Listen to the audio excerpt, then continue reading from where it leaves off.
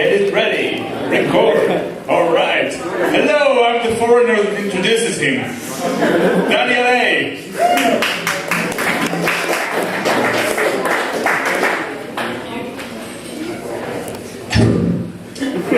So, I was at a Mexican grocery store today, and I was buying supplies for like a sandwich for a party. And I had all my supplies, the ham, the mustard, the cheese, the bread, and I couldn't find any mayonnaise, so I asked the dude, I was like, you know, do you guys have any mayonnaise? I want to buy some. And the guy like yelled me back, Sebastian! And the guy came out and then he nudged me, like, asked me. And I was like, can I get 5 mayonnaise? And the guy's like, ¿cuánto? I'm like, you know, what, how much? And then I was like, 5, and the guy's like, ¿qué? And then I was like, Cinco de Mayo. Get it? That's what I call like a long setup. A comical, you know what I mean? Comical. It's a long setup to like a disappointing ending, I guess, for some people. Or sex with my girlfriend, as she says. Oh! No, I'm just joking. But seriously, I didn't say that. But seriously, there's a silence. But anyway, you know what? Regular sex is what, I mean, to me, is what anal sex is to most people. It's all theoretical. It's like, I know the scientific consensus says it's awesome, and I know the mechanics, you know, in and out and all that stuff, but you know, there's no application. It's all theory and all that stuff. I'm basically trying to say I'm the Albert Einstein of celibacy. But you know, yeah, Albert Einstein, he's a nerd, he never fucked anybody, you know? Or actually he did, he married his cousin. He fucked his cousin, you know, smart guy, fucking your cousin, you know what I mean? But actually, you know, he is Einstein, so like, maybe he knows something we don't, you know what I mean? It's like, I'm not saying I want to fuck my cousin, I'm just saying if I did, I would change the field of physics forever. Now, has anybody seen that show, True Blood?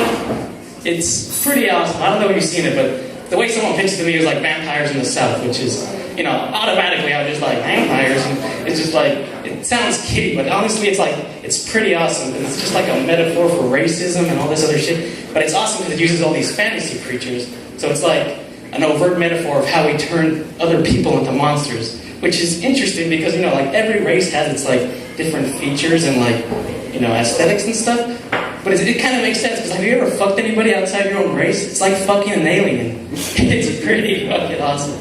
It's like you're in an episode of Star Trek and you're just like, ooh, fucking Asian alien over here, you know what I mean?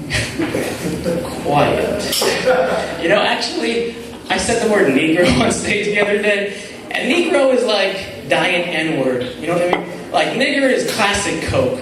It's like, only like Republicans or rednecks bust this out occasionally with close friends. You know, they like the taste. It's nigger. You know what I mean? But, you know, Negro, it doesn't have the flavor as the original, but if you had a taste for either, you're probably going to get cancer. Or beat the shit out of it, as almost happened last night. But, you know, actually, both of those things are kind of like in contrast with the word nigga. You know, like in rap music, no one has a problem saying nigga. It's like lemonade. It's just great. You gotta stop with the N-word. Don't say the N-word. The N-word? Don't say it. Okay, I know what you mean. Just next bit. Alright, let me do some impressions then for you guys, okay? Maybe that'll calm everyone down. So, the first one, these are kind of like, well, actually the first one's not. So, okay, here's my first impression.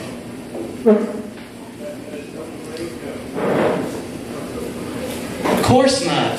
It was an anteater.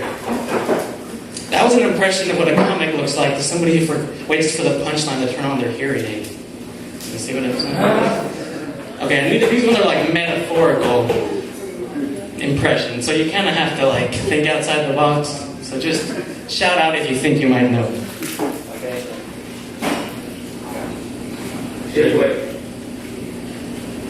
It's politics. Okay. Here's another one. So this one's a person, okay? So this mic stand is me, and now I'm the person. You have to guess who I am.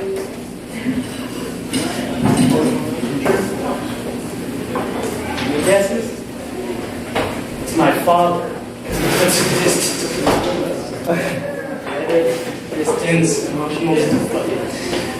Let's see, what was the last one? Oh yeah. Oh, the last impression.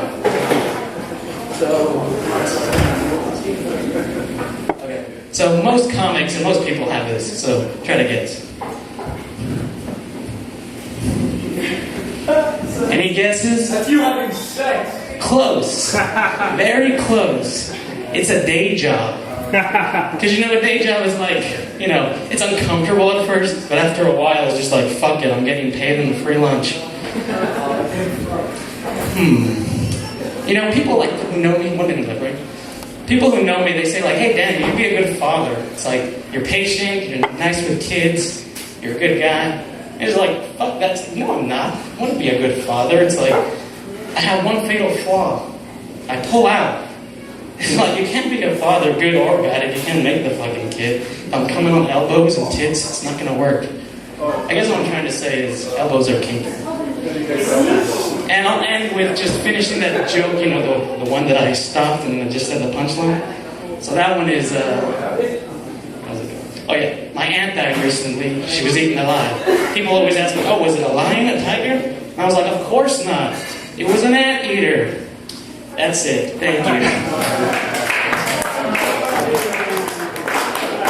Anyway, you guys, from now on, just to be safe, nobody says any words that starts with an M.